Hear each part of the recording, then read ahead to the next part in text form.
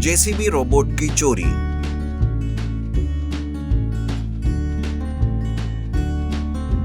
दीपक के माता पिता का एक्सीडेंट में देहांत हो जाता है। उस बात का सदमा दीपक पर होता है। वो उम्र से तो बढ़ जाता है, लेकिन बुद्धि उसकी छोटे बच्चे जैसी रहती है। दीपक की दादी उसे बहुत प्यार करती थी, पर उसके चाचा चाची उससे नफरत करते थे।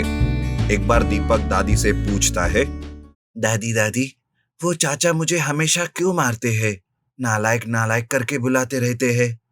दादी, ये नालायक क्या होता है? ये बात उसके चाचा सुन लेते हैं और गुस्से से दीपक से कहते हैं, क्यों रे नालायक, मैं कब मारता हूँ तुझे?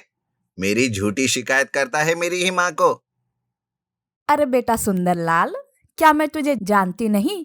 मेरी आंखें अभी भी अच्छी है, सब दिखता है मुझे। तुम्हें तो बस दीपक का पैसा चाहिए रहता है। माँ, ये क्या बात कर रही हो? मैं मेरे भाई के बेटे से बहुत प्यार करता हूँ। बस काम की वजह से कभी कभी हाथ उठ जाता है। दीपक के पिता की है ये सारी जायदाद, पर तुम्हारी नीयत उसे हड़प करने की है। पर ध्यान में रखना ये बात, मेरे होते हुए तुम दीपक का बाल तक बाका नहीं कर सकते। दादी को सुंदरलाल की और उसकी नीयत पर बिल्कुल भी भरोसा नहीं था।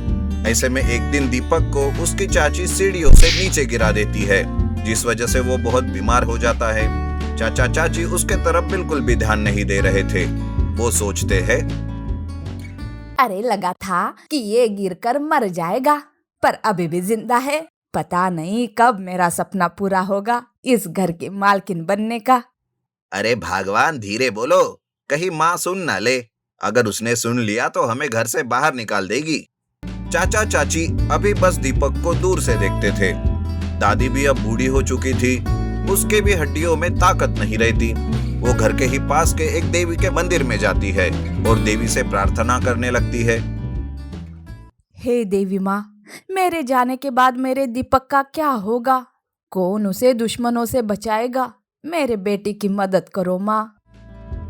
तभी पीछे से एक आवाज आती है, मैं हूं ना दादी रोबोट, मुझे घर ले चलो। मैं आपका और दीपक का अच्छे से ख्याल रखूंगा।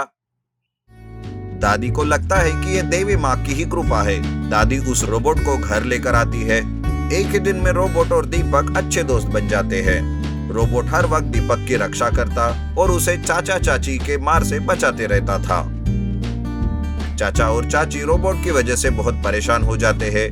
तब चाची कहती है, इस रोबोट ने तो हमारे सारे काम बर्बाद कर दिए।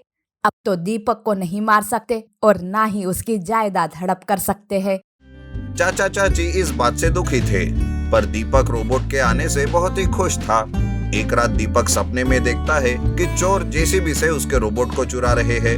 वो नींद में ही चिल्लाने लगता है, अरे चोर चोर, छोड़ो मेरे रोबोट को, जेसीबी से कहाँ लेकर जा रहे हो? दादी, चाचा, चाची, बचाओ, चोर चोर। दीपक की ये आवाज रोबोट सुन लेता है। वो दीपक को जगाने की कोशिश करता है। तब वो खिड़की से देखता है कि कुछ चोर मंदिर में देवी के गहने चुरा रहे हैं। तब रोबोट तुरंत मंदिर में जाता है और उन्हें पकड़कर खूब पीटता है। दीपक की आवाज से आस पड़ोस के लोग भी जाग जाते हैं। वो बाहर आकर देखते हैं तो रोबोट चोरों को मार रहा होता है। उन्हें देखकर गांव वाला कहता है, अरे ये चोर तो देवी माँ के गहने चुराने आए थे। अरे अभी पुलिस को बुलाओ, मारो इन चोरों को। गांव वालों का एक ही शोर मच जाता है।